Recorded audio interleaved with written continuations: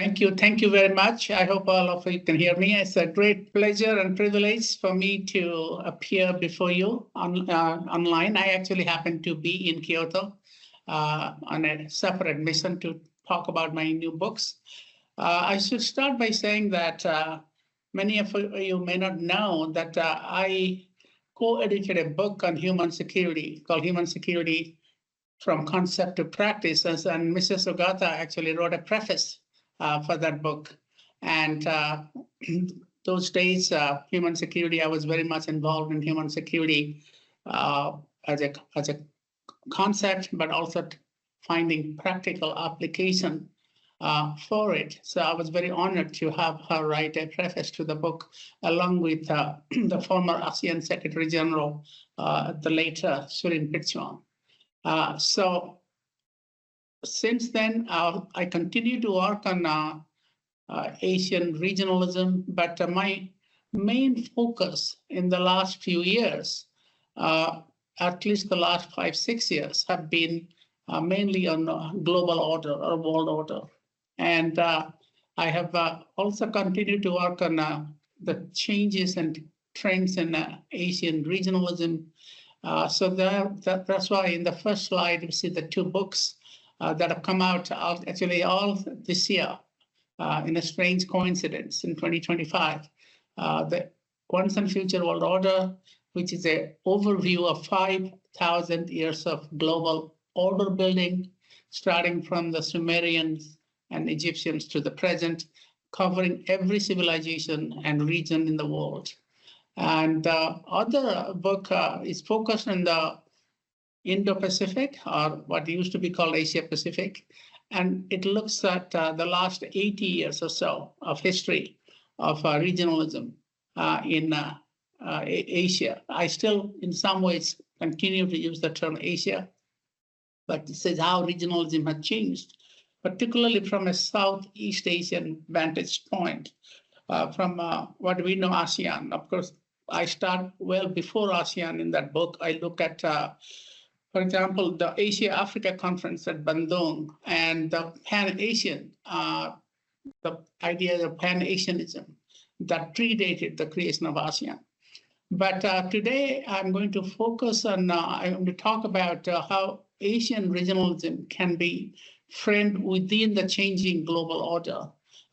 As you all probably know all too well, the world order is changing rapidly, and Asian regionalism is also changing rapidly. And in some ways, they kind of mirror each other. Both of the world order is in crisis and transformation, and so is Asian regionalism. And I will try to relate the two, so it will not focus purely on Asian regionalism or purely on world order, but the intersection between the two. So let me start with world order. My idea of a world order is not a multipolar or hegemony, but multiplex. And you have seen some changes unfolding before our own eyes, that the US-led hegemonic order, but some people call it a liberal hegemonic order, a liberal hegemony, is unraveling. And it is leading, many people think it's leading to a multipolar world, but I find multipolar is a bit misleading, partly because it doesn't take into account the role of regions as building blocks of world order. So I have my own formulation called multiplex. And as you can see from this first image, first slide, kind of an illustration of the three types of world orders that we have been talking about and debating. The first one on the left, US-led liberal hegemony, with the United States credited with creating and maintaining the world order after World War II, and liberal international order or liberal hegemony. But the United States plays the central role in creating and maintaining those institutions and norms of that world order. But we see that unraveling.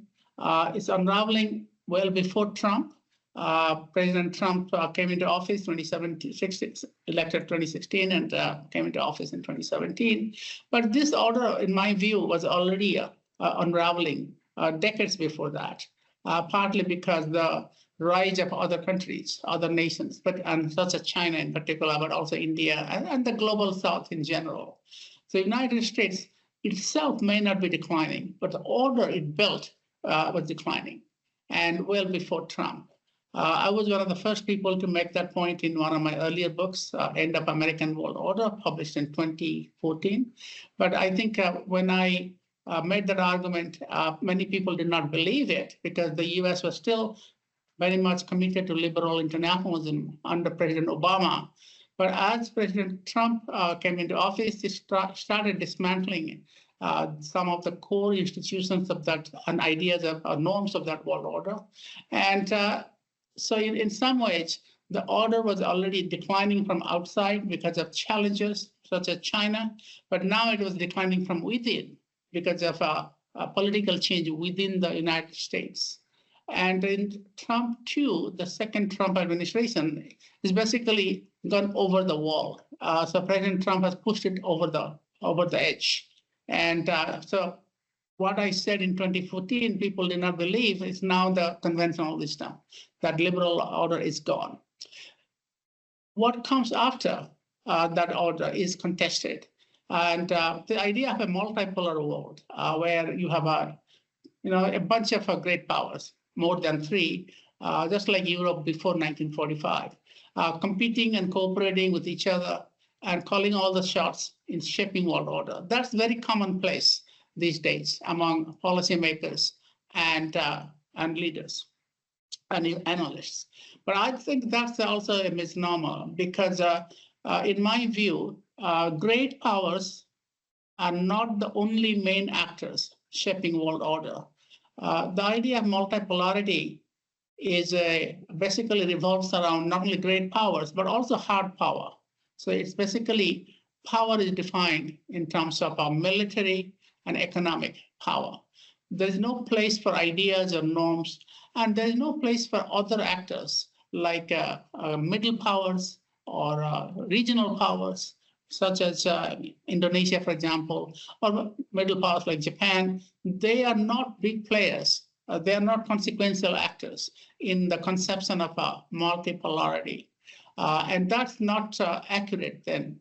That's a very narrow, to exclude these actors and the non-governmental organizations as well, non-state actors, is basically a very narrow way of defining world order. To me, world order is much more than great powers, much more than just hard power. There is a place for soft power, norms, middle powers, regional powers, and non-state actors. So also the idea of multipolarity doesn't tell us much about interaction among the great powers and other entities. So I decided to create a new category in 2014, but now have developed this much more in my new book, and it's called Multiplex. A multiplex, you can look at the image that while the great powers and rising powers and the Western powers matter, they're consequential, but transnational actors also matter, and regions matter. So regions are the foundation of this multiplex world. And they connect with transnational actors, and they connect with the big powers, including the Western and non-Western powers. It's a much more complex world, but I think for the purpose of today's lecture, I want to bring in regionalism there, because that's what regionalism will play an increasingly important role. Maybe sometimes negatively, but mostly, I think, in a positive way in the coming multiplex world, to an extent that they did not do so in a unipolar or hegemonic or a multipolar world. Now, I move to Asian regionalism. This figure, slightly out of date, but mostly still accurate. You can see that Asian regionalism is based on, first of all, is based on ASEAN at the center, ASEAN centrality, and it's cross-cutting, overlapping. And Some people call it a spaghetti bowl or a noodle bowl, but I just want to present it as such that it's cross-cutting and overlapping, and it consists of sub-regional organizations, including ASEAN, macro-regional organizations like ASEAN Regional Forum or APEC, and also some sort of inter-regional connections between the sub-regional entity and the macro-regional entity. It's complex, it is overlapping, and it is very hard to make a sense of its efficiency or contribution. So if you look at the evolution of Asian regionalism, you'll find that the real action began with the creation of ASEAN in 1967. There were other institutions before, but they didn't last very long. So in Southeast Asia, there was ASA, Association of Southeast Asia, even the Afro-Asian organization created by India after the Bandung conference did not last. So basically, ASEAN is the first successful, durable regional institution in all of Asia. Of course, there was no Asian organization before that. So it's really the first regional organization of Asia. And then there was a long gap in institution building, and there was actually other sub-regional entities like the South Asian Association for Regional Cooperation and a few others and at the non-governmental level, particularly on the political economy side, the economics or trade side, like PEC, Pacific Economic Cooperation Council, and the like. But the real intergovernmental organization or regionalism came about with APEC in 1989, committed to free trade and economic openness, followed by the first security organization of Asia in 1994. And then after the Asian financial crisis in 97, we had the ASEAN +3 connecting Southeast Asia with Northeast Asia. And finally, we had the East Asia Summit in 2005, which became the summit level meeting with a multi-purpose orientation. So a couple of observations here that all these organizations in some way, more or less, are ASEAN-centric in the sense that ASEAN, that's what we call ASEAN centrality, although that's a more recent term. But ASEAN is the kind of at the core or the driver's seat of all these organizations. Doesn't mean it always leads them, but it has the convening power. All these organizations or institutions respect ASEAN centrality. That is a very interesting point because ASEAN is not a great power. So in a multipolar, there is no great power among ASEAN countries, not even Indonesia, the largest, most populous ASEAN country. So if you go by the logic of multipolarity, ASEAN is irrelevant because it's not a great power, even together. The combination of all ASEAN countries, whether economically or militarily, will not match China for sure. But ASEAN has never aspired to be a great power. But as a grouping of relatively weaker, if not smaller states, it has tremendous convening power. It has earned the respect and if not like, I'm not saying obedience, but at least the respect of all the great powers of the region and the world. So this is an anomaly in international relations theory that usually the logic of realist international relations or even liberal international relations, those theories will say the great powers actually shape a world order and regional order. Here is a situation where the weak powers actually play the leadership role in regional organization and order building. So it's the weak leading the strong. And this is the sort of fascinating point about ASEAN, but this is also the challenge. Because as the great power rivalry in the region reasserts itself, ASEAN is feeling a bit squeezed at the moment. I'll come back to that point later. But I think another lesson of this is that many of these institutions have been criticized for being talk shops. They meet, they interact, they make statements, but do they deliver the results? Now, there is a lot of debate on this, and I have dealt with this debate in many of my writings. I have been of the view that these institutions should not be dismissed as talk shops because they have convening power, socializing effect, and a normative influence on great power relationships or the creation of regional order. It is true that they often don't deliver results as they promise, but the region will be a lot worse off without these institutions. There'll be a lot more chaos, a lot more conflict without these institutions. So in that sense, we need them, and they are not the only drivers of regional order, but they are an important driver, an indispensable component of regional order. Moving on, what are the challenges that Asian regionalism faces today, or you can say the past decade or so?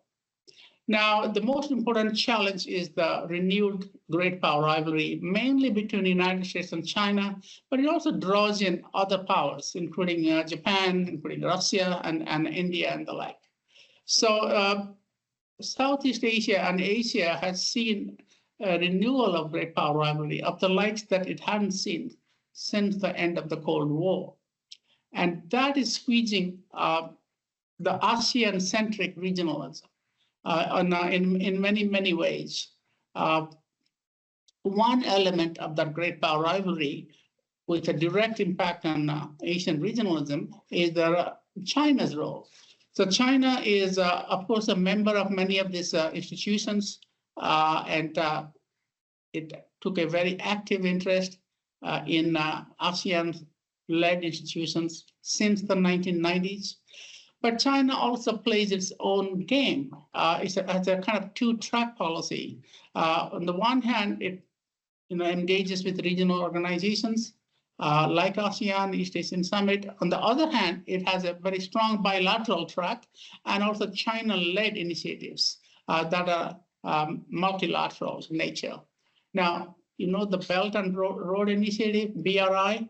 Now, BRI is not a regional organization, but it's like the economic equivalent of a hub and spoke, like the United States, the hub of an alliance network in Asia that includes Japan, Korea, Philippines, and Thailand. China is doing something similar through the BRI in the economic field. So it is the hub, and it has a network of bilateral relations with many countries in the region, including South Asia, like Pakistan, for example. And of course, it has links with Africa and Central Asia as well, but also in Southeast Asia.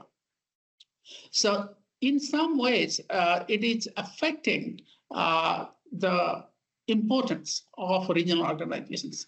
Just think about this. If China was committing resources, not so much to BRI, but using a good part of those resources to regional institutions, then I think the regional organizations would be much more well endowed in terms of resources. But China chooses to spend most of its resources, including infrastructure development, bilaterally rather than regionally. So China did create the Asian Infrastructure Investment Bank, which in some ways kind of a counterpart to the Asian Development Bank. But that is also, it is multilateral. It does include countries like India and also some European countries as well. Doesn't include Japan or the United States, but certainly does include some Western countries, as well as China's potential competitors in Asia. And AIIB has done reasonably well, but again, it's not really a replacement for a region-wide, more inclusive multilateral entity. So China's own at best we can call it a parallel institution. So China's bilateralism through BRI And it's a kind of a multilateral, but limited multilateral initiative through AIIB. In some ways, takes the shine away from ASEAN because ASEAN is not the center of either of these initiatives. So that challenges Asian regionalism. Then we have the rise of the Indo-Pacific, which is one of the topics of my book, or the topic of my second book. The Indo-Pacific also challenges Asian regionalism.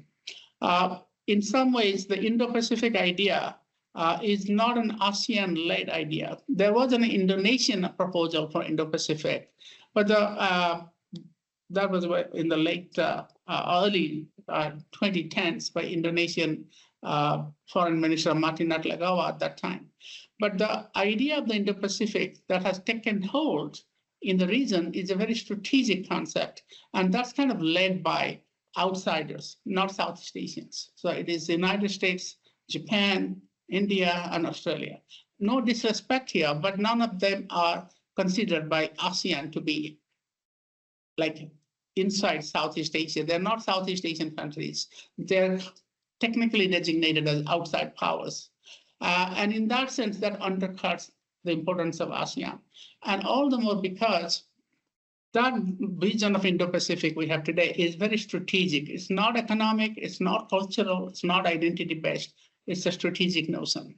It was proposed by strategists, and I'll talk about it in a moment. Unlike the Asia-Pacific Economic Cooperation, which was basically an initiative of economists, Indo-Pacific is a strategic vision, and its main element, Quad, doesn't include any Southeast Asia Asian countries. So it undercuts the principle of ASEAN centrality, or the weak states leading the strong principle that underpins Asian regionalism historically. And that also brings to the question whether ASEAN is losing its centrality. And in some ways, it is ASEAN centrality is eroding. It's not gone decisively, but it is certainly eroding. Partly because of the great power rivalry, partly because China's role, and partly because of the Indo-Pacific. But also there are other reasons for it, intra-ASEAN conflicts. But certainly ASEAN centrality is not what it used to be a decade ago. And then we have the Trump effect. I think this will be Trump 2 effect, which is very different. The second Trump administration is very different from the first Trump administration. It is really systematically going about dismantling the liberal international order, not just letting it fall under the fall into irrelevance, but actually undercutting and undermining it through policies, including tariffs, including working out of multilateral organizations, but in the region, pursuing a very transactionalist and mainly bilateral approach. Even the Biden administration had the Indo-Pacific Economic Framework, and there was a multilateral element to it. And it was committed to APEC and committed to ASEAN.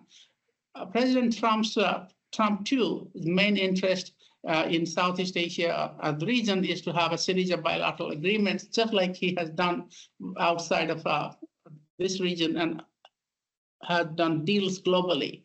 So when he came to Malaysia, the last ASEAN summit, his main purpose was not to promote ASEAN or not to promote Asian regionalism. He came here to basically sign a peace deal, to claim his role as a peacemaker so that he can burnish his credentials to win the Nobel Peace Prize. He has made no secret of that. So he came there because he could sign an agreement witnessed by Malaysia, the chair of ASEAN this year, between Cambodia and Thailand. Of course, now we know that that agreement was very flimsy, and it was not based on addressing the root causes of the problem, like many of his so-called peacemaking. And now, of course, Thailand and Cambodia are fighting again. But that was the main reason, to take credit for being a peacemaker.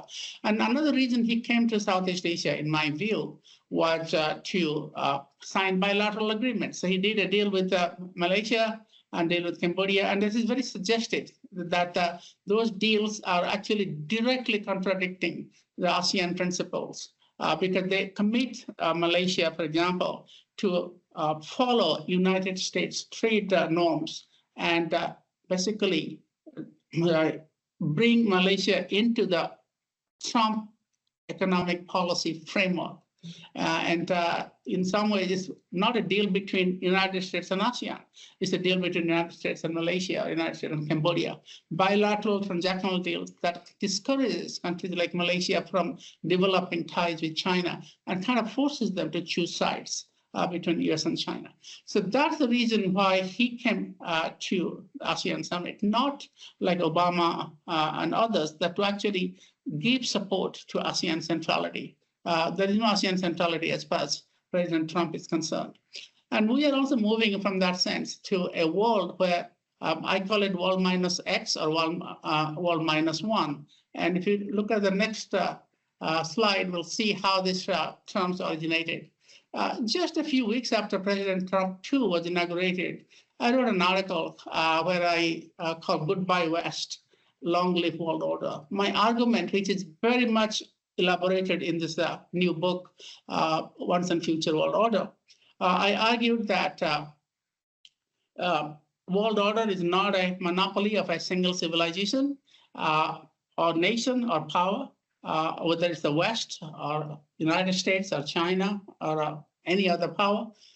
It is a shared creation that all the elements of world order, including sovereignty, territorial integrity, diplomacy, peace treaties, and free trade, economic openness, humanitarian values, have been created across the globe by multiple civilizations. So I go about in this book giving specific examples. And one of the things that will interest us here is that the idea of freedom of seas underpins globalization, underpins free trade, was actually invented in the Indian Ocean before the arrival of European powers.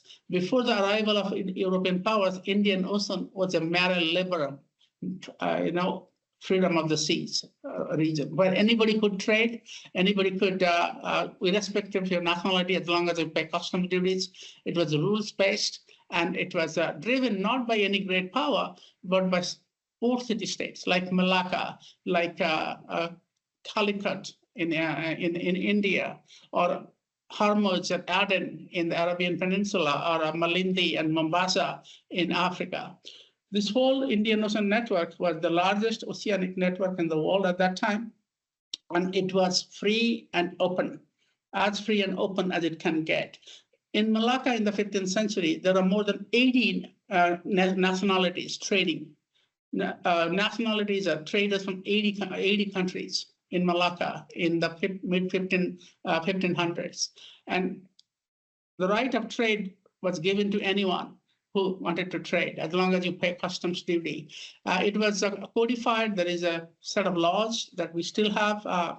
You can look at it called Maritime Laws of Malacca, Undang-Undang Law of Malacca. It provided for rules of trade, compensation, arbitration, and a committee of 10 merchants, not the Sultan, but a committee of 10 merchants decided the management of trade. So that trade system was demolished by the arrival of the Portuguese and the Dutch in the 16th century. But the principle of free trade prevailed in the Indian Ocean.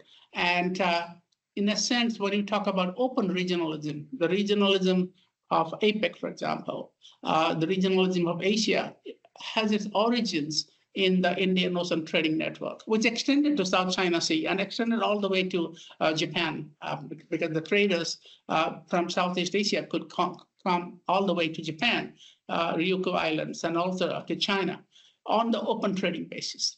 So that's the kind of claim I'm making in the book. There are many other ideas, humanitarian principles, independence of states, sovereignty. So if you have a chance to read the book, take a look at it, and you'll see that why world order is not a Western monopoly or American monopoly. Because of that, I argue that if the United States doesn't really engage in the world the way it did under the liberal order, I don't think world order will collapse, because there are other stakeholders in the world order.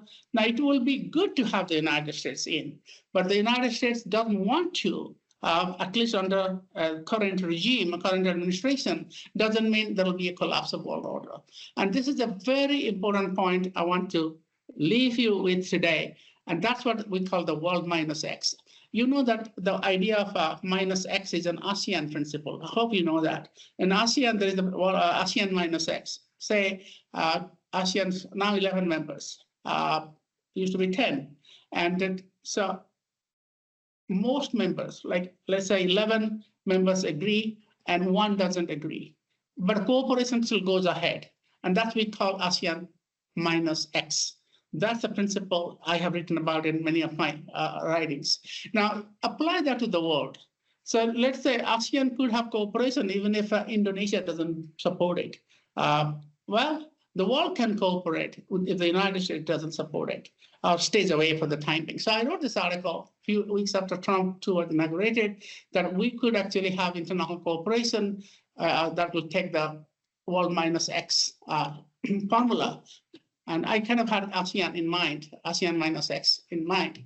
And where many countries, including American allies, like Japan or Australia or European countries, could cooperate while the United States stays out, instead of cooperation collapsing. And I think that's the world is on us now.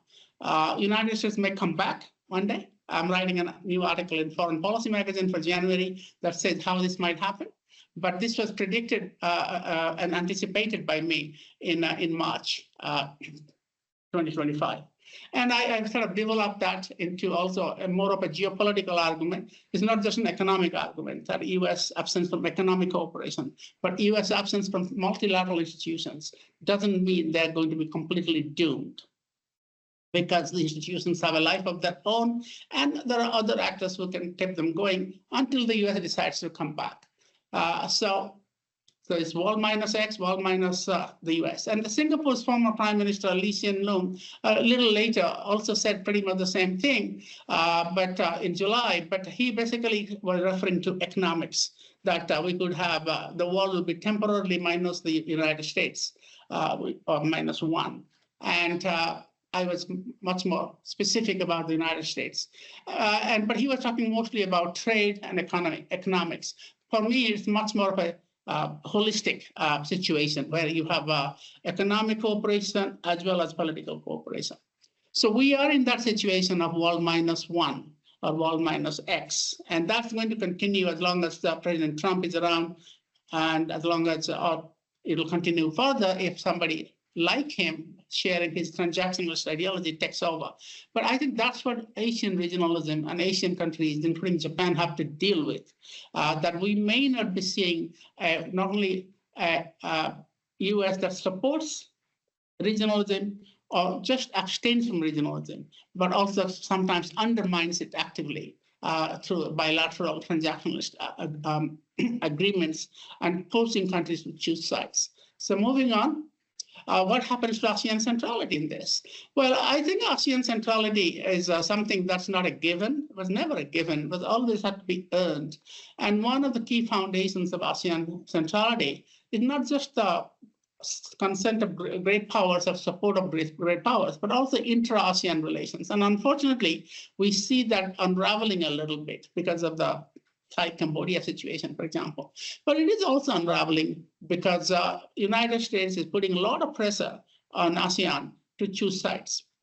Like I mentioned in the case of the US-Malaysian agreement, it's basically forcing Malaysia, and Malaysia very pragmatically accepted it, although it may not live up to it, but it's forcing countries to say either you're with us or against us. And that is undercutting the principle of ASEAN centrality.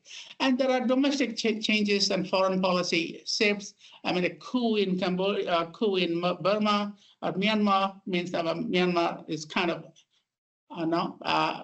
de facto out of ASEAN, although still a member, but it's not allowed to participate at the official level by many ASEAN countries, not all of them, but many ASEAN countries. And then you have also domestic change in Philippines, sometimes pro-ASEAN, sometimes pro-China. Under Duterte, became pro-China, now it's back to ASEAN in some ways. Indonesia used to be the biggest champion of ASEAN, still is, but since Jokowi, ASEAN is just one of the principal elements, not the cornerstone of Indonesian policy. Indonesia is also joined, as you know, the BRICS, and BRICS also means its attention is more at the global level rather than at the regional level. Malaysia is maybe following suit. So you see that foreign policy shifts of ASEAN countries, partly reflecting domestic politics, also undercuts ASEAN centrality. Moving on. Then what about Indo-Pacific? As I have argued in this book, but also in my other writings, I actually am not sure Indo-Pacific will last. So this may be a kind of good news for those who believe in ASEAN centrality, because all my life I've devoted to studying how regions have been built or constructed and defined. So first of all, we have competing conceptions of Indo-Pacific, say between the United States, free and open Indo-Pacific, whereas and Japan in some ways buys into that, but Japan is a little more inclusive than the United States. And then we have the Indonesian conception of peaceful, prosperous, and inclusive. So inclusivity is very important for Indonesia. That means including China. But China doesn't like Indo-Pacific. It feels the whole concept of Indo-Pacific is directed against it. Now, Japan, after talking a little bit about the American free and open, but now has moved to a more centrist position, kind of in between. So Japan is more inclusive, but we do not know if Japan would be happy to see China becoming part of the Indo-Pacific. Okay. And another thing about this is the India. The whole Indo-Pacific concept was meant to, in a sense, bring India in, because India has never been a real part of the Asia-Pacific economic integration. But in a security sense, Indo-Pacific brought India into the center stage. But now with Trump having 50% tariffs on India, the Indians are completely disillusioned. And they have a reason to be, that they did so much to support the Indo-Pacific, the Quad, but here they have the highest tariff of any country now from the Trump administration.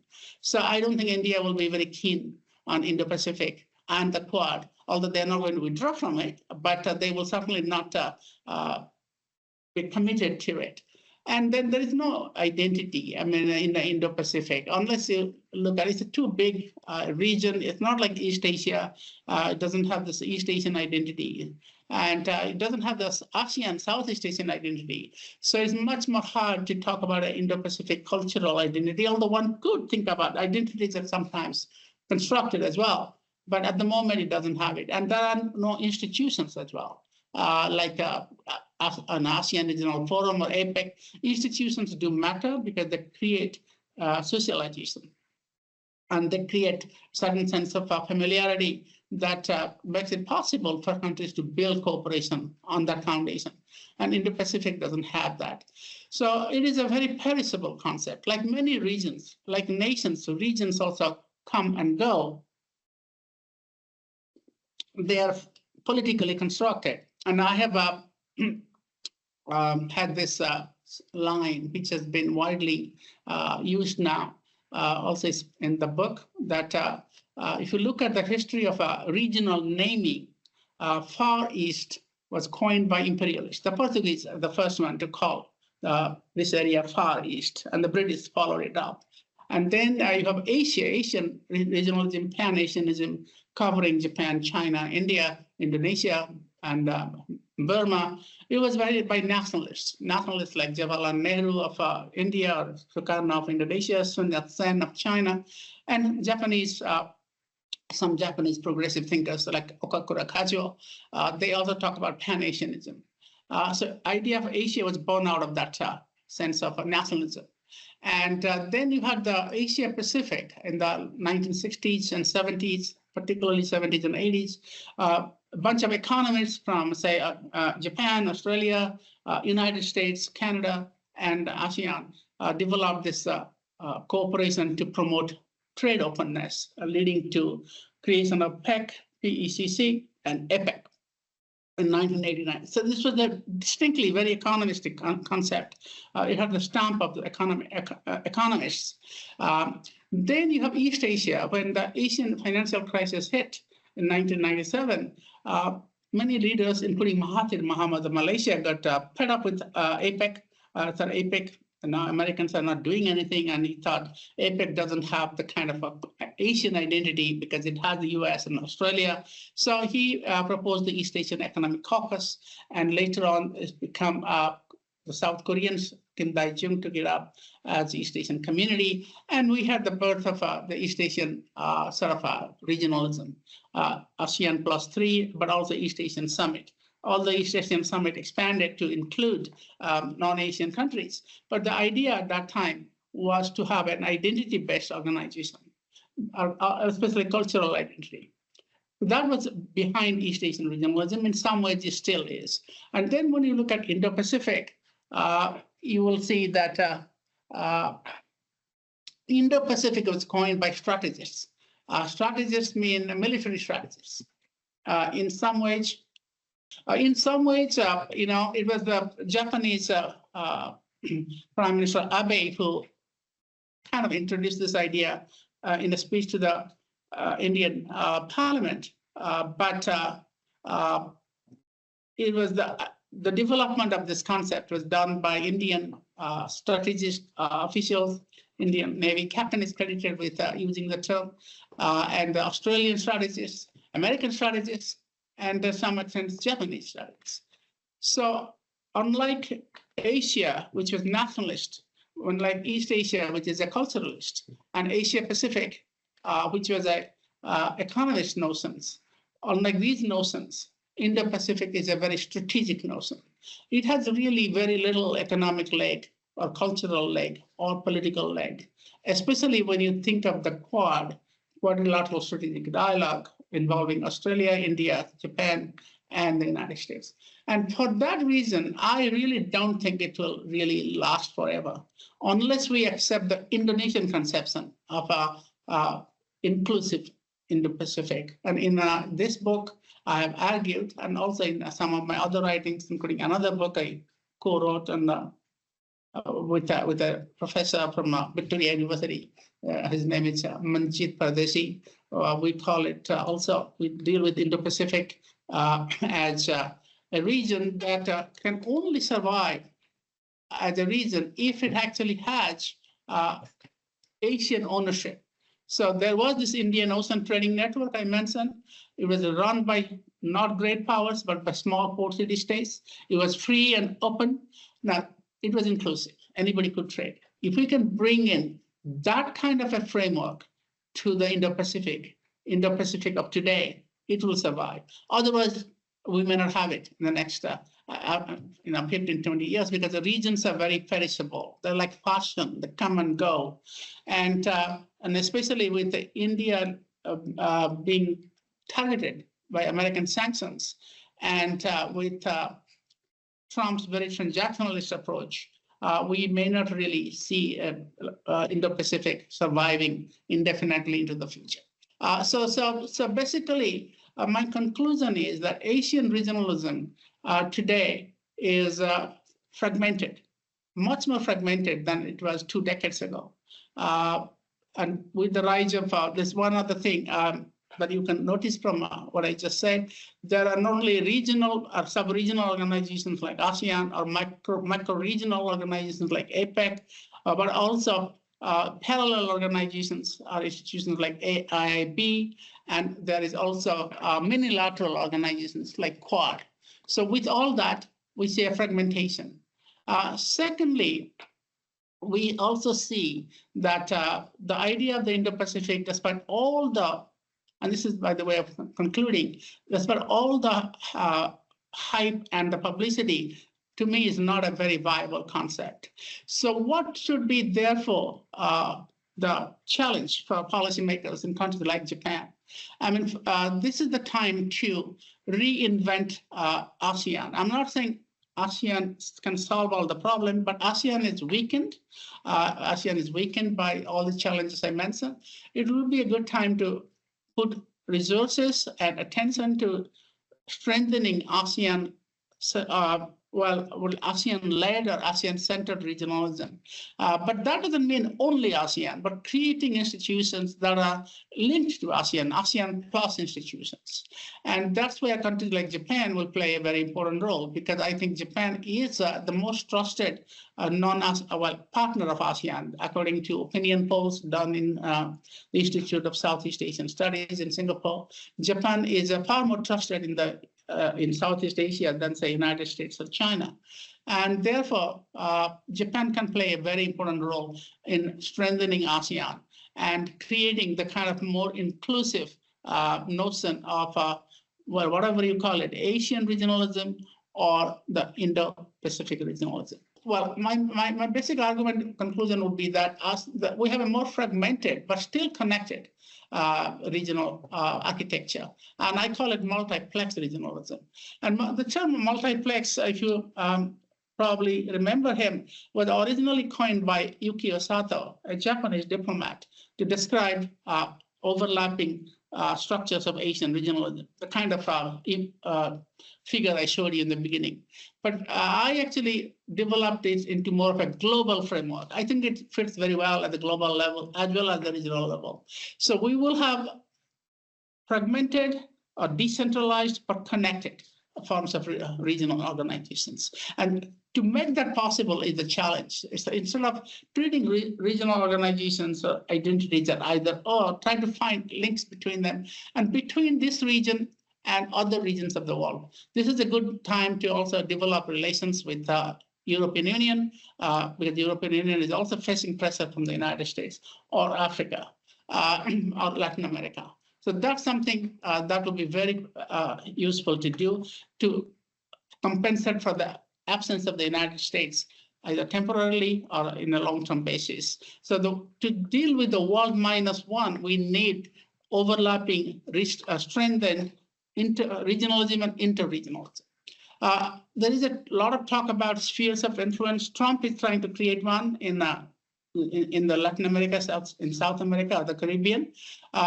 He might succeed there, but whether China will create something similar in East Asia is very questionable. That has been talked about quite a bit in the past, but I don't believe China can create a sphere of influence because most of the countries surrounding China are not in tune with Chinese ideology or Chinese leadership. They want China to be around in ASEAN countries in particular, but they don't want to be part of a Chinese great power club or sphere of influence. And China can only go so far in coercing them.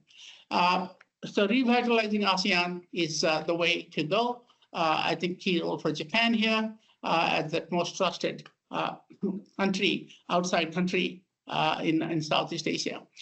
More inclusive Indo-Pacific minus the Quad. I mean, Quad is not going to go away, but that should not be the basis of organizing Indo-Pacific. As I said, you have to have a more inclusive, more like the Indonesian notion of Indo-Pacific, conforming to the historical tradition of the Indian Ocean as a de facto mare liberum and zone of freedom of seas.